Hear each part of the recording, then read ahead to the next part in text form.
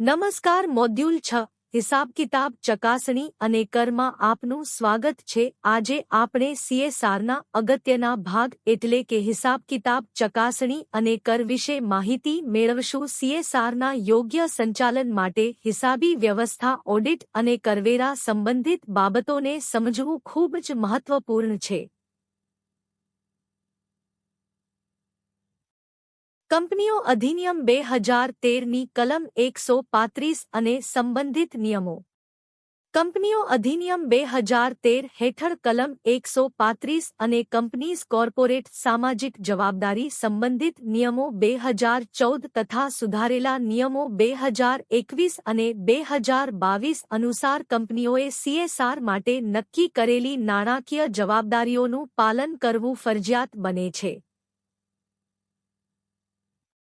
CSRમાં હિસાબ કિતાબ ઓડિટ અને કરવેરાની જરૂરિયાત।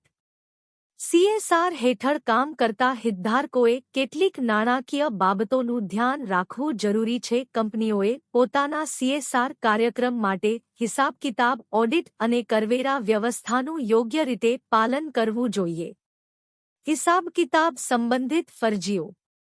CSR ખર્ચનો હિસાબ તે કંપની દ્વારા જ રાખવો પડે છે જે CSR હેઠળ ફરજપાત્ર છે। અમલકારક સંસ્થાઓ દ્વારા પણ હિસાબ જાળવવો પડે છે। ચાર્ટર્ડ એકાઉન્ટન્ટ્સના સંસ્થાએ 15-20 મે 2015ના રોજ CSR પ્રોજેક્ટના ખર્ચ માટે માર્ગદર્શિકા જાહેર કરી હતી।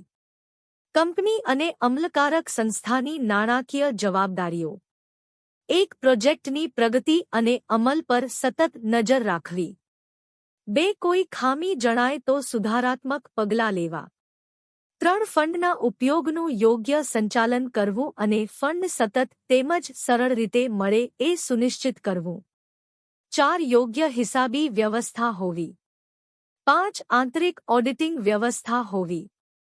6 દરેક ખર્ચ માટે દસ્તાવેજો અને વાઉચરોનું રેકોર્ડ રાખવું। 7 CSR પ્રોજેક્ટ માટે યોગ્ય રિપોર્ટિંગ પદ્ધતિ જાળવી રાખવી। 8 ચાર્ટર્ડ એકાઉન્ટન્ટ પાસેથી ફંડના ઉપયોગનું પ્રમાણપત્ર મેળવવું જેમાં અનન્ય દસ્તાવેજ ઓળખ નંબર હોવો જરૂરી છે। નફો અને ખર્ચના હિસાબ માટેની જોગવાઈ। કંપની અધિનિયમ 2013ની કલમ 135 અનુસાર કંપનીઓએ અગાઉના નાણાકીય વર્ષમાં થયેલા સરેરાશ નફાના ઓછામાં ઓછા 2%નો ખર્ચ CSR હેઠળ કરવો ફરજિયાત છે। આ ખર્ચ ધારા 198 મુજબ ગણવામાં આવે છે। નફાની ગણતરી કરતી વખતે કેટલાક ખર્ચો અને આવક જેવા ઘટકોને બહાર રાખવાની જરૂર પડે છે જેમ કે ડિવિડન્ડ ચૂકવણી, આવકવેરો, ગયા વર્ષના નુકસાનની સમાયોજન, નાણાકીય જવાબદારી અને ભૂમિકા ધરાવતા સભ્યો। CSR હેઠળ નાણાકીય જવાબદારીમાં જોડાયેલા મુખ્ય વ્યક્તિઓ છે ચીફ ફાઇનાન્સિયલ ઓફિસર જે બજેટ નિયંત્રિત કરે છે અને ફંડના ઉપયોગનું પ્રમાણપત્ર જારી કરે છે। CSR હેડ જે અમલ અને ફંડના ઉપયોગ માટે જવાબદાર છે। ચાર્ટર્ડ એકાઉન્ટન્ટ જે તમામ CSR ખર્ચના હિસાબની ઓડિટ કરે છે। કંપની સચિવ જે કંપની અધિનિયમ 2013ની કલમ 135 અનુસાર કોર્પોરેટ બાબતો માટે મંત્રાલયને ફરજિયાત રિપોર્ટિંગ કરે છે।